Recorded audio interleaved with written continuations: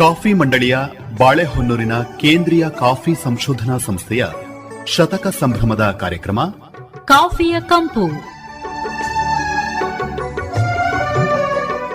ಪ್ರಾಯೋಜಕರು ಭಾರತೀಯ ಕಾಫಿ ಮಂಡಳಿ, ಬೆಂಗಳೂರು. ಕೇಳಿ ಕಾಫಿಯ ಕಂಪು. ಆತ್ಮೀಯ ಬೆಳೆಗಾರರೇ ನಮಸ್ಕಾರ. ಇವತ್ತಿನ ಸಂಚಿಕೆಗೆ ಸ್ವಾಗತ. ಇವತ್ತಿನ ಸಂಚಿಕೆಯಲ್ಲಿ ಕಾಫಿ ತೋಟಗಳನ್ನ ಬಾಧಿಸುವಂತಹ ವಿವಿಧ ಬೇರು ರೋಗಗಳ ಪರಿಚಯವನ್ನ ಮಾಡಿಕೊಳ್ಳೋಣ. ಈ ಬೇರು ರೋಗ ಅಂತ ಅಂದ್ರೆ ಏನು, ಹೇಗೆ ಇದು ಬರುತ್ತೆ, ಇದನ್ನ ಹೇಗೆ ನಿರ್ವಹಣೆಯನ್ನ ಮಾಡಬೇಕು ಅನ್ನುವಂಥ ವಿಚಾರಗಳನ್ನ ಇವತ್ತಿನ ಸಂಚಿಕೆಯಲ್ಲಿ ತಿಳಿಸಿಕೊಡ್ತಾ ಇದ್ದಾರೆ ಬಾಳೆಹೊನ್ನೂರಿನ ಕೇಂದ್ರೀಯ ಕಾಫಿ ಸಂಶೋಧನಾ ಸಂಸ್ಥೆಯ ರೋಗಶಾಸ್ತ್ರ ವಿಭಾಗದ ವಿಜ್ಞಾನಿ ಡಾಕ್ಟರ್ ಎ.ಪಿ. ರಂಜನಿ ಅವರು. ಮೇಡಮ್, ತಮಗೆ ನಮಸ್ಕಾರ, ಕಾರ್ಯಕ್ರಮಕ್ಕೆ ಸ್ವಾಗತ. ನಮಸ್ಕಾರ ಸರ್. ಈ ಬೇರು ರೋಗದ ಪರಿಚಯವನ್ನ ಮಾಡಿಕೊಡಿ. ಕಾಫಿಯಲ್ಲಿ ನಮಗೆ 3 ತರಹದ ಬೇರು ರೋಗಗಳು ಪ್ರಮುಖವಾಗಿ ಕಂಡುಬರುತ್ತೆ. ಅವು ಯಾವಂದ್ರೆ ಕಂದು ಬೇರು ರೋಗ, ಕೆಂಪು ಬೇರು ರೋಗ ಹಾಗೂ ಸಾಂತವೇರಿ ಬೇರು ರೋಗ. ಕಂದು ಮತ್ತು ಕೆಂಪು ಬೇರು ರೋಗಗಳು ಸಾಮಾನ್ಯವಾಗಿ ಅರೇಬಿಕಾ ಮತ್ತು ರೊಬಸ್ಟಾ ಕಾಫಿಯಲ್ಲಿ ಕಾಣಸಿಗ್ಬೋದು.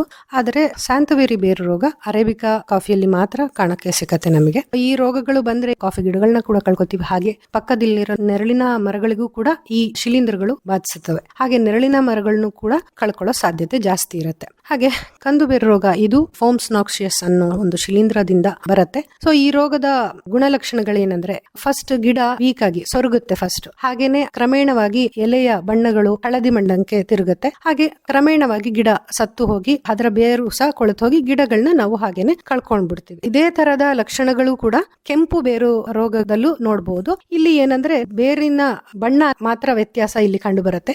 ಗಿಡದ ಮೇಲಿನ ಲಕ್ಷಣಗಳು ಸೇಮ್ ಹಾಗೇನೆ ಇರುತ್ತೆ. ಎರಡೂ ರೋಗದಲ್ಲೂ ಬೇರು ಸ್ಪಂಜಿನಂತಾಗಿರುತ್ತೆ. ಹಾಗೆ ಅದನ್ನ ನಾವು ನೀರಲ್ಲಿ ತೊಳೆದಾಗ ಈ ಕಂದು ಬೇರು ಬಾಧಿತ ಗಿಡಗಳಲ್ಲಿ ಕಂದು ಬಣ್ಣದ ಶಿಲೀಂಧ್ರಗಳು ಬೆಳವಣಿಗೆ ಕಾಣಬಹುದು ಬೇರ್ ಮೇಲೆ. ಹಾಗೆ ಕೆಂಪು ಬೇರು ಬಾಧಿತ ಗಿಡಗಳಲ್ಲಿ ಕೆಂಪು ಶಿಲೀಂಧ್ರ ಬೆಳವಣಿಗೆನ ಕಾಣಸಿಗಬಹುದು. ಹಾಗೆ ಇನ್ನೊಂದು ರೋಗಗಳು ಕೂಡ ಇದೆ, ಸ್ಯಾಂತವೇರಿ ಬೇರು ರೋಗ ಅಂತ.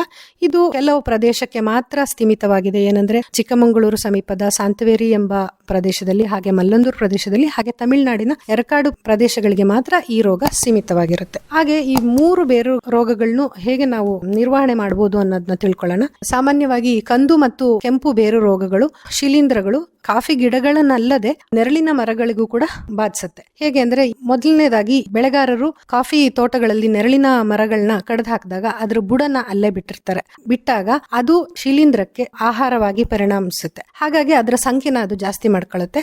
ಹಾಗೆ ಕಾಫಿ ಗಿಡಗಳನ್ನು ಸಹ ಬಾಧಿಸುತ್ತೆ. ಹಾಗಾಗಿ ಇದರಲ್ಲಿ ಫಸ್ಟ್ ನಿರ್ವಹಣೆ ನಾವು ಏನ್ ಮಾಡ್ಬೇಕು ಅಂತ ಹೇಳ್ತೀವಿ ಅಂದ್ರೆ, ನೆರಳಿನ ಮರಗಳನ್ನ ಕಡ್ದಾಗ ಅದರ ಬುಡಕ್ಕೆ ನಾವು ಕೋಲ್ಟಾರ್ ಅಥವಾ ಡಾಂಬಾರು ಅಂತ ಏನ್ ಹೇಳ್ತೀವಿ ಅಥವಾ ವೇಸ್ಟ್ ಆಯಿಲ್ ನ ಬುಡದ ಮೇಲೆ 2-3 ಗಂಟೆ ಒಳಗೆ ನಾವು ಇದನ್ನ ಲೇಪನ ಮಾಡ್ಬೇಕಾಗತ್ತೆ. ಇದರಿಂದ ಏನಾಗುತ್ತೆ ಅಂದ್ರೆ ಆ ಶಿಲೀಂಧ್ರನ ಒಳಗೆ ಹೋಗದೆ ಹಾಗೆ ನಾವು ತಡೆಗಟ್ಟಬಹುದು. ಇದು ಮೊದಲನೇ ಕ್ರಮ. ಹಾಗೆ ಮರಗಳನ್ನ ಕಡಿದ್ಮೇಲೆ ಆ ಮರದ ದಿಮ್ಮಿಗಳು ತೋಟದಿಂದ ಹೊರಗೆ ಹಾಕ್ಬೇಕಾಗತ್ತೆ. ಮತ್ತೆ ಈ ರೋಗ ಪೀಡಿತ ಕಾಫಿ ಗಿಡಗಳನ್ನ ಕಿತ್ತು ಅದನ್ನ ನಾಶ ಮಾಡ್ಬೇಕಾಗತ್ತೆ. ಹಾಗೇನೆ ರೋಗ ಮೊದಲನೇ ಹಂತದಲ್ಲಿ ಇದ್ದಾಗ ಅದಕ್ಕೆ 2 ml ಪ್ರೋಪಿಕೊನಜೋಲ್ 1 ಲೀಟರ್ ಜೊತೆ ಬೆರೆಸ್ಬಿಟ್ಟು 15ರಿಂದ 20 ಲೀಟರ್ ಪ್ರತಿ ಗುಡಕ್ಕೆ ಹುಯ್ಯೋದ್ರಿಂದ ನಾವು ರೋಗನ ಸ್ವಲ್ಪ ಮಟ್ಟಕ್ಕೆ ತಡೆಗಟ್ಟಬಹುದು.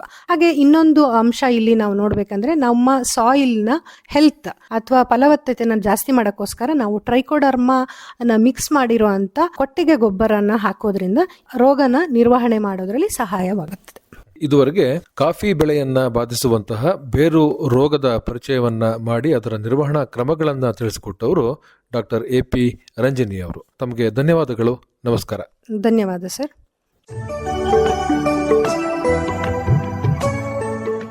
ಇದುವರೆಗೆ ಕಾಫಿಯ ಕಂಪು ಪ್ರಸಾರವಾಯಿತು. ಪ್ರಾಯೋಜಕರು ಭಾರತೀಯ ಕಾಫಿ ಮಂಡಳಿ, ಬೆಂಗಳೂರು. ಕಾರ್ಯಕ್ರಮದ ನಿರ್ಮಾಣ ಅರಕಲಗೂಡು ವಿ. ಮಧುಸೂದನ್.